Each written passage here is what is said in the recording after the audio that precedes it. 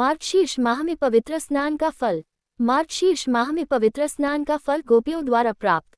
श्री गणेश को प्रणाम। यहाँ मार्गशीर्ष महीने की महिमा का वर्णन शुरू होता है। श्री सूत जी ने कहा, मैं माधव कृष्ण को नमस्कार करता हूँ, जो देवकी के पुत्र हैं, सभी लोगों के आनंद का कारण है और सांसारिक सुख और मोक्ष के दाता हैं, और जो अपने भक्तों से प्रेम करते हैं। अपने पूर्वज विष्णु राम की पत्नी, देवों के स्वामी, जो श्वेतद्वीप में आराम से बैठे थे, को प्रणाम करने के बाद चतुर्मुखी भगवान ब्रह्मा ने उनसे इस प्रकार पूछा। ब्रह्मा ने कहा, हे ऋषिकेश, ब्रह्मांड के निर्माता, हे देवों के भगवान, जिनकी महिमा सुनना सराहनीय है, हे सर्वज्ञ भगवान, मुझे बताएं कि वर्तमान में क्या पूछा जा रहा है। पूर्व में आपके द्वारा ये घोषणा की गई थी, महीनों में मैं मार्गशीर्ष हूँ। मैं उस मास का महात्म्य संक्षेप में जानना चाहता हूँ। उस माह का स्वामी अध्यक्ष देवता कौन है? उपहार में क्या देना है?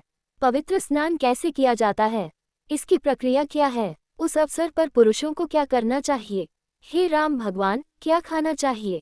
क्या बोलना चाहिए? पूजा, ध्यान, मंत्र आदि के द्वारा कौन से संस्कार किए जाने चाहिए? हे अच्युत, मुझसे सब कुछ कहो। श्री भगवान ने कहा, हे ब्रह्मा, समस्त लोकों के दाता, आपने अच्छी तरह पूछा। जब मार्गशीर्ष का पवित्र संस्कार किया जाता है तो इष्टपूर्ता आदि सहित अन्य सभी संस्कार ऐसा माना जा सकता है किया जाता है, अर्थात बलिदान, सार्वजनिक उपयोगिता के कार्य जैसे विश्राम गृहों का निर्माण, कुओं और तालाबों की खुदाई। हे पुत्र, यदि मार्गशीर्ष में कोई भी पवित्र अनुष्ठान किया जाता है तो व्यक्ति को वह पुण्य प्राप्त होता है जो सभी तीर्थों में स्नान करने और सभी यज्ञों को करने से प्राप्त होता है। हे पुत्र, मार्गशीर्ष के महात्म्य को सुनने से वह लाभ प्राप्त होता है जो मनुष्य तुला पुरुष आदि के दान से प्राप्त करता है। मैं कभी भी मनुष्यों द्वारा यज्ञ, वेदों के अध्ययन, दान आदि से, सभी तीर्थों में स्नान करने से, त्याग से या योग अभ्यास के माध्यम से नहीं जीता जा सका हूँ। अन्य महीनों में मैं पवित्र स्नान, दान, पूजा, ध्यान, मौन व्रत, जप और अन्य चीजों से मार्गशीर्ष महीने की तरह आसानी से नहीं जीता जाता। इससे एक रहस्य उजागर हो गया है।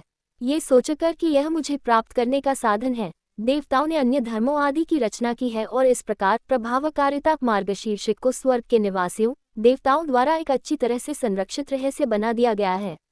मार्गशीर्ष वह महीना है जो मुझे प्राप्त करने के लिए अनुकूल है। इसमें अवश्य ही उन पुण्य कर्म वाले लोगों द्वारा पवित्र अनुष्ठान किया जाना चाहिए जो मेरे प्रति समर्पित हैं। भारत की क्षेत्र भूमि में जो लोग मार्गशीर्ष में पवित्र संस्कार नहीं करते हैं, उन्हें पापी के रूप में जाना जाना चाहिए। वे कलियुग से भ्रमित हैं। हे प्रिय, माघ महीने में जब सूर्य मकर राशि में होता है तो मनुष्य को वह लाभ मिलता है जो 8 महीनों में प्राप्त होता है। वैशाख माह में 100 गुना माघ का पुण्य प्राप्त होता है। सूर्य की तुला राशि में होने पर 1000 गुना पुण्य प्राप्त होता है। सूर्य वृश्चिक राशि में हो तो करोड़ गुना पुण्य प्राप्त होता है।